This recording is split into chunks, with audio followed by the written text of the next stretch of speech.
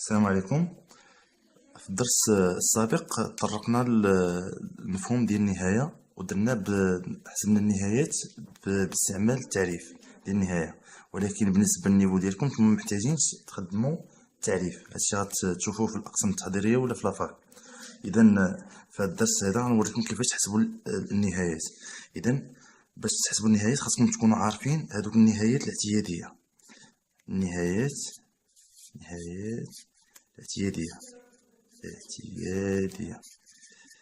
أول نهاية اعتيادية اللي خاص تكون عارفة هما الدالة الحدودية.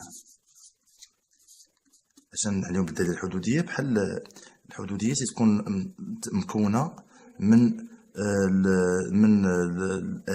إكس أو كوب إكس أو كاري كاع.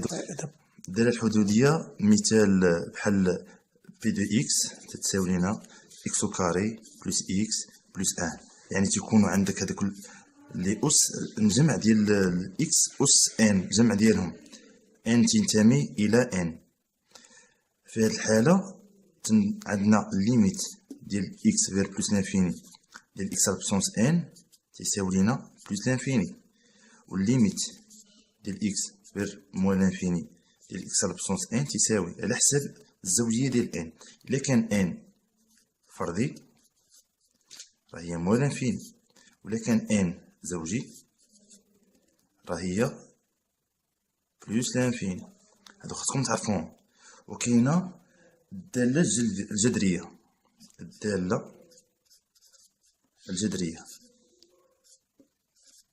سيدي الدالة الجذرية هي إلا شدينا كو راه تكون هي الدالة الجذرية كو دو إكس تتساوي لينا هي بي دو إكس على واحد كو دو إكس، بحيث هاد البي و كو راهما حدوديتان.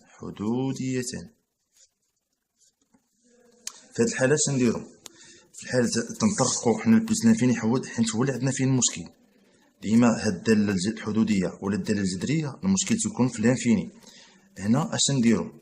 لحساب هاد الليميت ديال كو دو إكس في بلس لانفيني اش ناخد؟ تنشد، إلا كان عندنا نشد أكبر أس ديال بي ديال إكس في بي، وهنا على أكبر أس ديال إكس في كو صغيرة هنا. وتنحسب من بعد تنحسب ليميت ديال هذا اللي شدينا هو أ، ليميت ديال أ لانفيني. نعطي واحد المثال.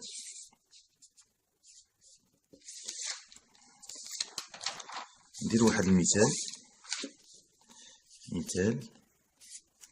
عندنا الليميت ديال إكس فير بلس لانفيني ديال إكس أس 3 بلس إكس بلس أن على إكس أو كاري بلس دوز إكس موان أن. هنا تنديرو هي تساوي ليميت ديال إكس فير بلس لانفيني ديال إكس أس 3 على إكس أس 2 اللي تتساوي ليميت ديال إكس فير بلس لانفيني ديال إكس اللي تتساوي بلس لانفيني. هادشي باش تعرفو كيفاش تحسبو. كاين عندنا واحد النوع آخر ديال النهايات، هو ليميت ديال واحد الجذر ديال واحد الاف ديال واحد الدالة إكس فير بلس لانفيني. مثلا هنا شنديرو؟ تنشوفو الليميت، تنحسبو أول حاجة نحسب الليميت ديال إكس فير بلس لانفيني ديال اف، ومن بعد اللي خاصها تكون هادي خاصها كتبت بالدارجة باش تبقاو عاقلين لها، تكون موجبة قبل قطعا من الصفر. ملي تنحسبوها هادي تساوي لنا ال، تنديرو الليميت ديال إكس فير بلس لانفيني ديال جذر اف هو جذر ال، ومن بعد غنديرو التمارين باش هاد الافكار هادو ولا هاد الخاصيات يترسخوا لكم في العقل ديالكم. ثالث اخر نوع ديال الدالة النهايات المثلثية.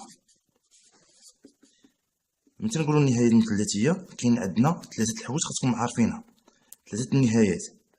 الاولى ليميت ديال اكس فير زيرو ديال سينوس اكس على اكس راه هي واحد، والليميت ديال اكس فير زيرو ديال ان موا اكس موا كوس اكس على اكس أس 2 هي واحد على جوج، والليميت ديال اكس فير زيرو ديال طونجونت اكس على اكس هي واحد.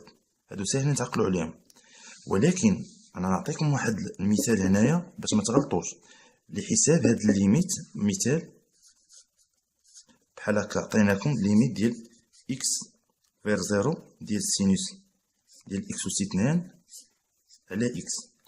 كيفاش نحسبوها؟ هنا خاص يكون عندك هاد اكس أس 2 على اكس أس 2 باش تحسب هاد الليميت.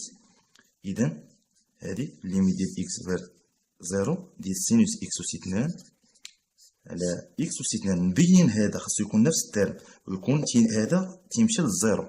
هنا عندنا زيرو يعني اكس أس 2 حتى هو غيمشي للزيرو فوا اكس تتساوي لينا هي واحد فوا صفر. هذه هي الليميت، هذه الليميت ديالها واحد وهذه الليميت ديالها صفر، يعني هي في المجموع هي صفر.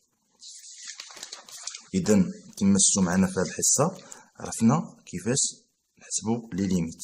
دابا كاينين نطرقوا لواحد الحاجه اخرى، هما العمليات النهايات اللي فيهم دوك الاشكال الغير محدده والشكل المحدد. هنا الاشكال اول حاجه تبدا بها اخي التلميذ هو تشوف واش الشكل محدد ولا غير محدد. الاشكال الغير محدده غنبدا بهم حيت هما اللي فيهم المشكل. في الجمع عندك الاكس باردون بلس لانفيني زائد مو لانفيني شكل غير محدد. علاش؟ انا نعطيكم المثال باش تعرفوا علاش شكل محدد علاش غير محدد. نعطيكم جوج دو ليميت ديال اكس فير بلس لانفيني ديال اكس بلس موان 2 اكس. شحال تتساوي هادي الليميت ديالها بلس لانفيني وهادي مو لانفيني.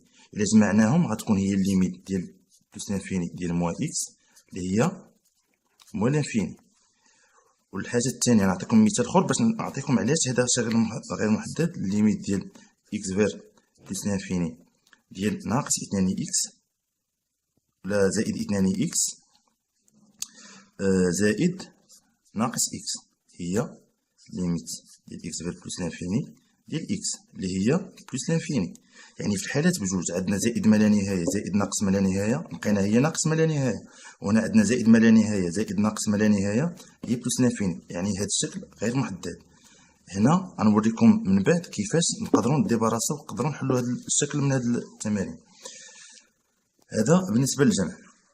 بالنسبه الى زدنا زائد ما لا نهايه زائد ما لا نهايه راه هو زائد ما لا نهايه، وبالنسبه لناقص ما لا نهايه زائد ناقص ما لا نهايه هو ناقص ما لا نهايه. دابا عندنا المشكل في الضرب. هنا الضرب صفر فوا لانفيني ما نقدرش نحسبوه. صفر فوا لانفيني ما يمكنش. غنعطيكم المثال علاش ما يمكنش. عندنا ليميت ديال اكس فير بلس لانفيني ديال 1 سور اكس فوا اكس كاري هو بلس لانفيني، حيت غتولي اكس كاري على اكس هي اكس. وعندنا الليميت ديال اكس فير بلس لانفيني ديال 1 سور اكس كاري فوا اكس هي زيرو، حيت غتولي واحد على اكس واحد على لانفيني هو زيرو. هنا في هذه الحاله عندنا الصفر ليميت ديال واحد في الصفر وهذا في لانفيني هو بلس لانفيني، وهنا عندنا الصفر في لانفيني هو صفر، يعني هذا تيبين بانه شكل غير محدد ما عطاناش نفس الريزولطا. كاين الضرب وخاصكم تعرفوا واحد القضيه، لانفيني في لانفيني راه هو لانفيني كانت بلس لانفيني. نعطيكم هذا التذكير بلس لانفيني فوا بلس لانفيني هو بلس لانفيني، بلس لانفيني فوا مو لانفيني هو مو لانفيني. ديما تنشوفوا الناقص في الزائد، ولكن عندنا بزاف تنشوفوا شحال عندنا من ناقص. الا كان عدد فردي راه مو لانفيني، الا كان عدد زوجي راه بلس لانفيني. هادي ساهله ديروها في راسكم. دابا عندنا الا كان عندنا كسر ولا تيكون عندنا داله جذريه، في حاله عندنا هنايا نديرو كسر. مثلا عندنا بلوس لانفيني على بلوس لانفيني شكل غير محدد، والانفيني كاع اون جينيرال واخا تكون ولا بلوس ولا موان. عاوتاني عندنا صافي عندنا هذا المشكل، وعندنا الصفر على الصفر تا هو شكل غير محدد. من بعد حنا غنساليو هاد الدرس وغنديرو التمارين وغنبين لكم كاع داكشي ولي زاستوس كاع هاد الاشكال، ونعطيكم لي زاستوس بور ريزودر هاد لي بروبليم.